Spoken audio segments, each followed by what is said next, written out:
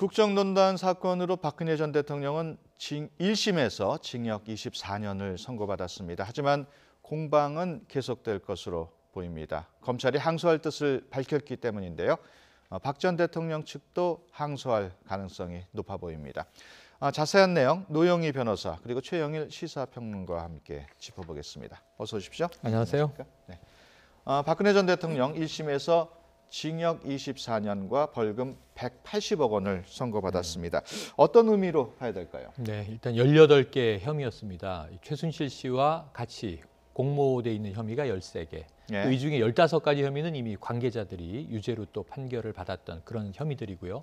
두 가지가 이제 무죄가 돼서 쟁점을 더 2심 이후 다투게 될 텐데 저는 이 김세윤 부장판사가 최초로 생중계되지 않았습니까? 조목조목 이 1시간 40여 분 동안 이 이야기를 설명하는데 한 가지 제일 중요한 건 이 대목이었던 것 같습니다. 국민이 선출해서 위임한 권력을 사사롭게 사인에게 나눠줘서 예. 결국은 국정농단 사태가 벌어지게 된 것이다. 이 부분에 대해서 이제 대통령직을 가지고 있었던 최고위 공직자에 대한 엄중한 판결이다. 이렇게 느꼈습니다. 예, 노 변호사께서도 간단하게 평가해 주시죠. 우선 국정농단 관여자 51명이 있었었는데 그중에서 가장 중한형을 선고받았다는 게 가장 중요하고요. 그렇기 예. 때문에 이 사건의 주범으로서 가장 정점에 있다는 것을 법원이 확인해 주었다는 것이고요. 두 번째로는 최순실과의 공범 관계를 인정해 주었다라고 하는 것이 또 중요하고 예. 세 번째로는 그 법정 태도가 문제가 되어서 양형의 가중 사유로 내가 참았다라고 하는 판단을 분명하게 했기 때문에 법치주의를 그 기조로 하는 우리나라에서는 이런 행동 다시는 하지 말아라라고 하는 메시지를 다른 사람들에게도 같이 주고 있습니다. 예. 네 번째로는 이제 약간 법리적인 부분인데 안종범 그 전 수석의 수첩의 증거 능력 같은 것들을 인정한 부분이 또 있는 것이고요. 또 예. 삼성 관련해서 뇌물 그 말의 소유권 같은 것들을 인정함으로 인해서 앞으로 이제 법리적인 다툼을 조금 예고하고 있다는 것이 가장 중요하고 마지막으로는 이 박근혜 전 대통령은 사익을 추구하지 않았다는 것을 본인의 가장 큰 방어 논리를 사용했었는데 예. 그럼에도 불구하고 사익을 추구하지 않았어도 이 사건의 가장 중요한 정범이다라고 하는 것을 법원이 선언했다라고 하는 게 가장 중요합니다. 예. 박 전 대통령 항소 법률 대리를 맡은 강철구 국선 전담 변호사는 한 언론에 10일 전에 항소장을 제출하겠다고 밝혔습니다. 하지만 박 전 대통령은 항소 여부에 대해서 구체적인 입장을 밝히지 않았다고 하는데요. 그래도 항소하겠죠? 이게 이제 제가 생각하기에는 근해의 딜레마다 이렇게 말씀을 드리고 싶은데요. 항소를 안 하자니 그대로 확정이 되는 것이고 예. 항소를 하자니 실질적으로는 본인이 그동안 보이콧했던 재판에 대해서 인정하는 꼴이 되기 때문에 문제가 됩니다. 근데 네. 항소를 안 해버리게 되면 1심이 지금 확정이 되어서 이번에 선고된 것과 관련해서는 아예 끝이 나버리는데요. 지금 네. 현재 박근혜 전 대통령은 다른 재판이 또 남아있기 때문에 그 재판 관련해서도 별건으로 아예 선고가 돼버리거든요. 근데 네. 오히려 양쪽을 다 항소를 해야지만 두 개가 다 올라가서 병합이 돼서 본인에게 유리해지는 부분이 있어요. 그래서 그런 부분들에 대해서 판단을 한다면 원래 항소하는 게 맞아요. 예. 근데 그동안의 태도가 있었기 때문에 항소할지 안 할지 모르겠고요.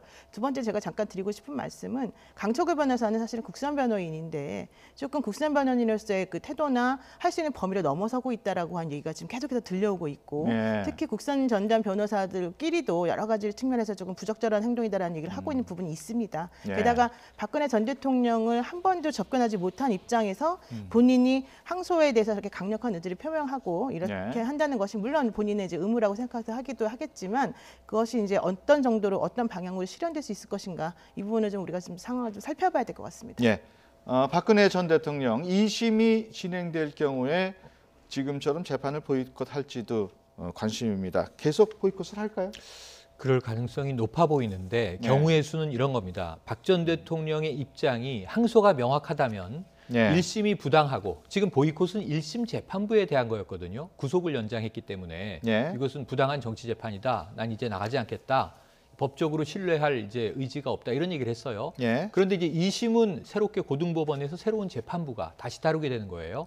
그래서 1심이 부당해서 2심에 항소를 했는데 2심을 보이콧한다면 항소한 게 논리적인 모순이 돼버린 상황입니다. 예. 그런데 박 전 대통령이 항소하지 않고 만약 변호인이 변호인 자격으로도 항소가 가능합니다 하고 했는데 나중에 박 전 대통령이 내 뜻이 아니었다. 그러면 또 안 나오게 되는 거고요. 예. 혹은 검찰 쪽도 항소할 의사를 밝혔습니다. 왜냐하면 두 가지 혐의가 무죄가 나지 않았습니까? 이거는 좀 이 검찰 입장에서는 재판부 판단에 문제가 있다. 2심에서 다퉈보겠다. 검찰이 항소한다면 박 전 대통령은 더더욱 또 안 나올 가능성이 있는 거죠. 네. 내가 항소한 게 아니고 2심도 알아서 흘러갈 것이다. 이렇게 이제 방치하고 있을 텐데 문제는 박 전 대통령에게 항소 의지가 있느냐 없느냐 아마 이제 이번 주 중에 확인되지 않겠는가 생각을 해봅니다. 박 전 대통령이 항소를 하든지 말든지 2심 재판은 열릴 것 같습니다. 검찰이 항소를 하겠다는 입장을 밝혔기 때문인데요. 2심 재판의 최대 쟁점 삼성 뇌물죄가 될까요?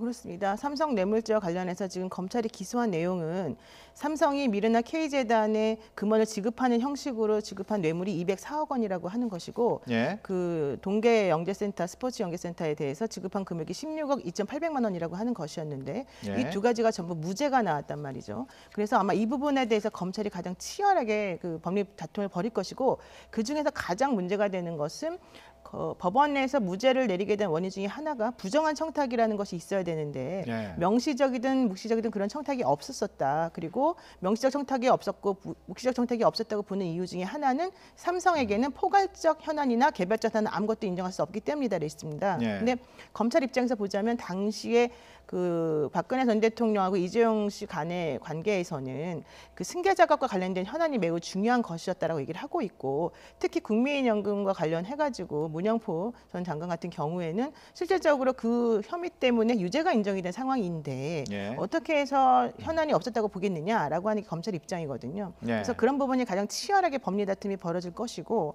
또 두 번째로는 이제 안정범 씨 수첩의 증거를 인정하지 않았기 때문에 삼성 이재용 부회장에 대한 그 사건에서는 무죄가 된 부분이 또 있기 때문에 그 부분도 역시 다툴 예정이거든요. 그렇게 예. 되면 뇌물죄 액수가 사실은 생각보다 많이 늘어날 수 있어요. 만약에 검찰의 주장이 받아들여지게 된다면 그러면 벌금 액수도 늘어나게 되는 것이고 형도 더 늘어날 수밖에 없어서 예. 이 부분이 아마도 최대 쟁점이 되지 않을까 생각합니다. 예.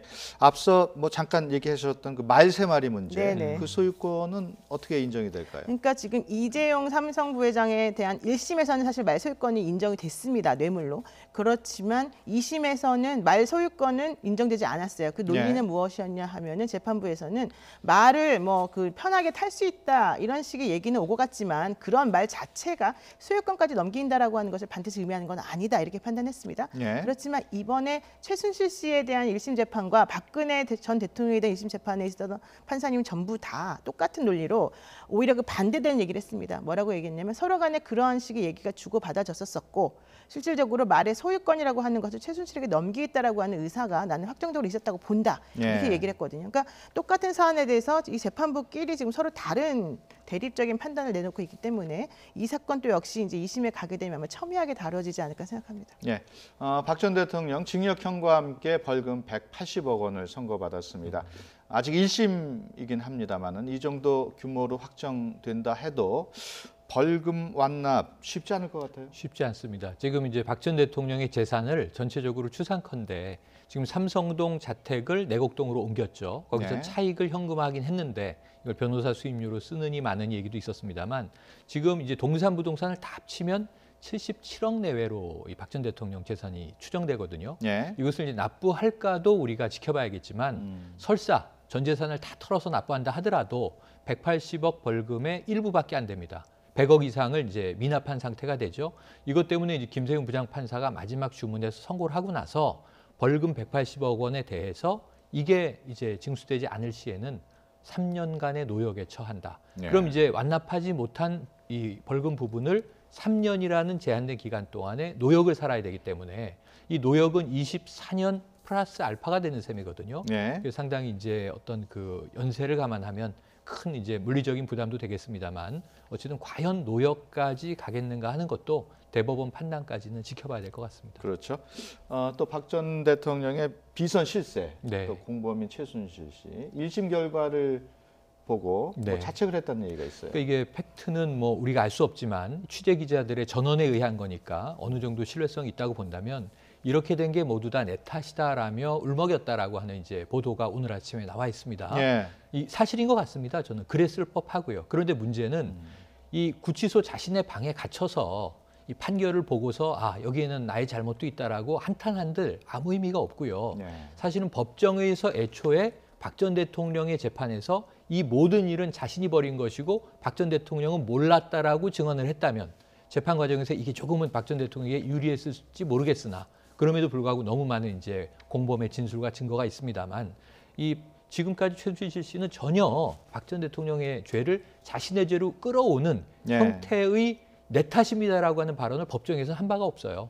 그래서 오히려 자기 주장 다 하고 자기 20년 받았을 때 이거는 옥사하란 말입니까 하는 얘기까지 한 사람인데 그 이화여대 학사 비리 때문에 이미 3년이 별건이 있거든요. 합치면 현재 23년형에 이제 되어 있는 상황입니다. 예. 그래서 최순실 씨의 뒤늦은 구치소에서의 독백은 아무런 법리적 의미가 없었다. 사후 약방문이다. 이런 생각이 드네요. 네.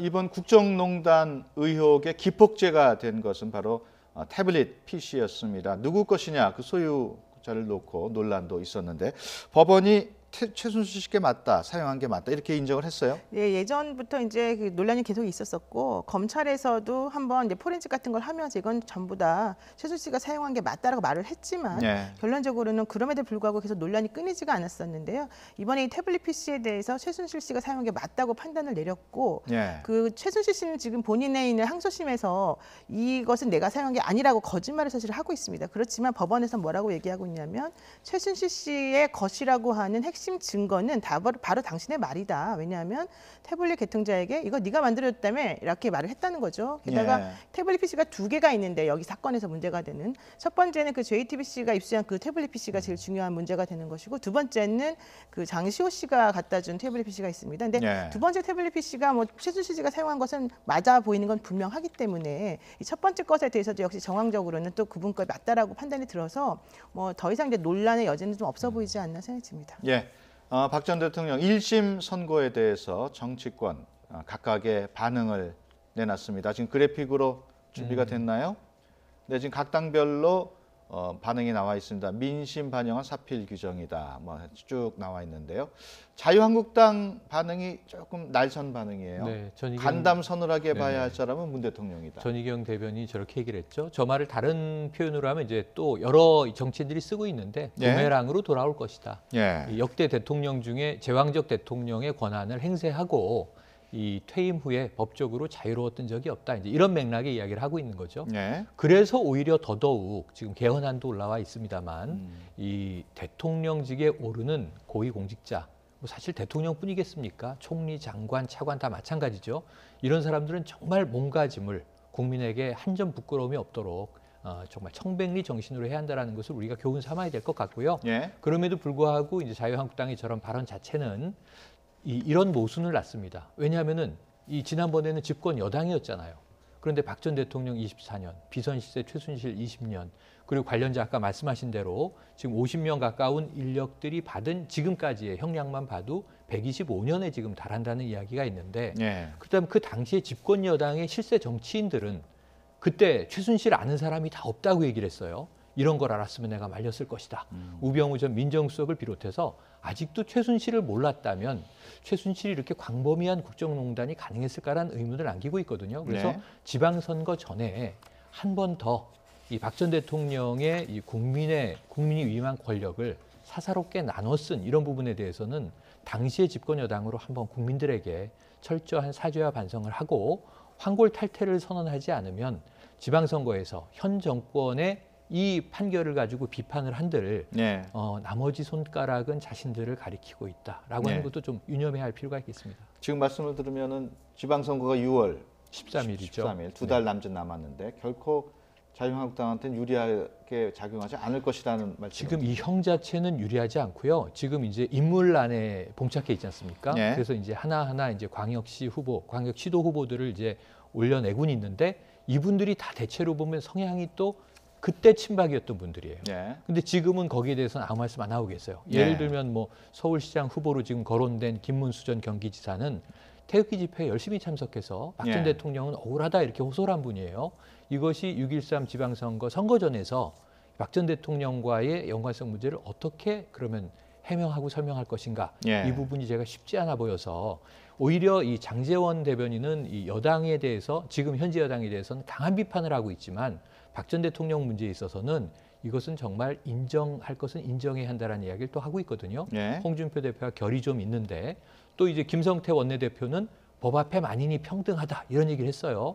이건 이제 대통령이었던 인물도 예외는 아니다. 이렇게 이제 해석할 수 있겠는데 조금 이제 같은 자유한국당 내에서도 발언의 결이 달라서 한 목소리를 내는 게 선거전이라면 여기에 대한 입장을 대승적으로 당 차원에서 한번 정리할 필요는 있어 보입니다. 네, 그 김문수 서울시장 후보 말씀을 하셨습니다만은 이인재 충남지사 후보도 네. 있고 김태호 경남지사 그렇죠. 후보 어떻게 보면은 박근혜 전 대통령하고도 어느 정도 관련이 있는 그런 후보들 아닙니까? 한번 생각해 보시면 김태호 현 경기지사 후보로 이제 뭐 거의 확정됐죠. 네. 이 바로 전 그 여당 시절에 최고위원 지내지 않았습니까? 그때 당 대표가 김무성 의원이던 시절에 네. 아주 강하게 각을 이제 세우면서 박 전 대통령을 이제 옹위했던 그런 인물이기도 합니다. 그런데 예. 이제 이런 경우에 어떻게 이제 그럼 그 관계에 대해서 또 유권자들에게 설명할 것인가? 네. 또 이인재 지금 이제 충남지사 후보도 마찬가지고요. 그래서 네. 말씀드린 대로 홍준표 대표가 대선에 나왔을 때 후보로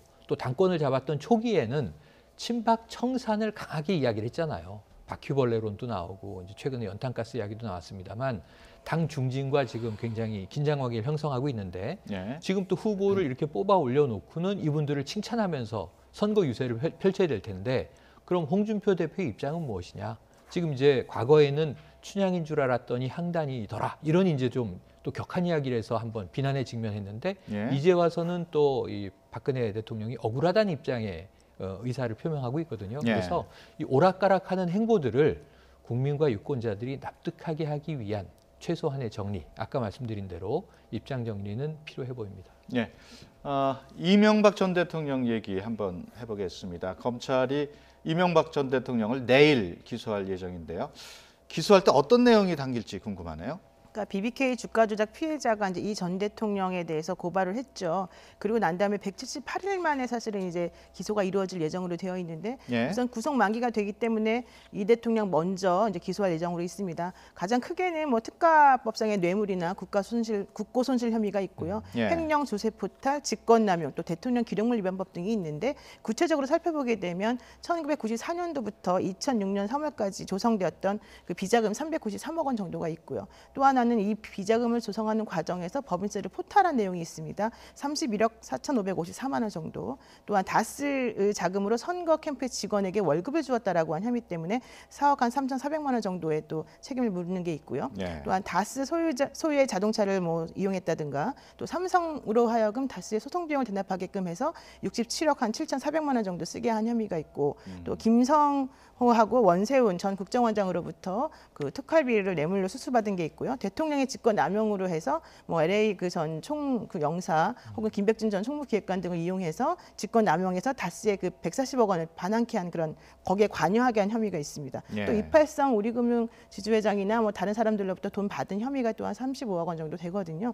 이런 여러 가지 것들이 있는 데다가 또 나머지 아직까지 기소를 하지 않을 것으로 보이는 또 내용들이 또 남아 있기 때문에 사실은 내일 기소 내용이 사실 상당히 중요하다고 보겠습니다. 이명박 전 대통령 어떻게 재판 전략에 나올까요? 지금 검찰에서는 지금 이제 응하지 않았죠. 그런데 이제 이것도 비판받고 있어요. 적어도 조사에는 나가고 아니면 지금 이 구치소 방문 조사인데 예. 그러면 접견은 하되 묵비를 행사할 수 있는 것 아니냐, 진술 예. 거부권을 행사할 수 있는 것 아니냐. 그런데 아예 조사를 거부하는 것은 또 법치주의 거부 아니냐 이렇게 비춰지고 있거든요. 다만 이제 이 전 대통령 측은 이런 얘기를 했어요. 검찰은 믿을 수 없다. 지금 이제 권력의 하수인 아니냐. 하지만 재판에서 밝히겠다 이런 얘기를 했기 때문에 기소된 이후에 재판에는 응할 것으로 보여집니다. 예. 재판까지 또 보이콧을 하면 제2의 박 전 대통령 사태가 나는 거거든요. 그러면은 네. 전임 대통령과 전전임 대통령 모두 다 우리나라의 법적 절차를 거부하는 상황이기 때문에 이건 정말 국민들에게 큰 파장을 줄 거고요. 그러면서 저는 법정에는 나오고 재판에는 응하겠으나 네. 검찰의 조사에 응하지 않은 게 전 회피 전략이 이유가 있는 것이 조사에 많이 응할수록 불리해지는 겁니다. 증거는 쌓여 있는데 지난번 단 한 번의 소환 조사 때 네. 이 10만 달러 그러니까 1억 원의 수수만 인정했고 그거 우리 김인호 교사가 받은 게 아니라 내가 받은 거고 그것을 대북 공작금으로 썼다 이런 얘기를 했단 말이에요. 이거 증명하지 않으면 이것도 이제 허위가 될 수 있는데 네. 그러니까 이제 사실은 증거 앞에 입을 열기가 두려운 것 아닌가 이렇게 생각이 되는데 네. 법정에서 밝혀지리라고 예견해 봅니다. 네. 노변호께서 짧게 한번 재판 전략을 예상해 보시죠. 재판 전략이라고 하는 건 검찰에 나서봤자 유도신문에 당할 것이다라고 한 생각 때문인 것 같고요. 결과적으로는 다 부인 전략으로 나아갈 것이고 특히 본인은 돈에 관여하지 않았고 다른 사람이 관리했다라는 식으로 얘기할 것 같습니다. 예, 알겠습니다. 지금까지 노영희 변호사 그리고 최영일 시사평론가와 함께 얘기 나눴습니다. 오늘 말씀 고맙습니다. 고맙습니다. 고맙습니다. 감사합니다.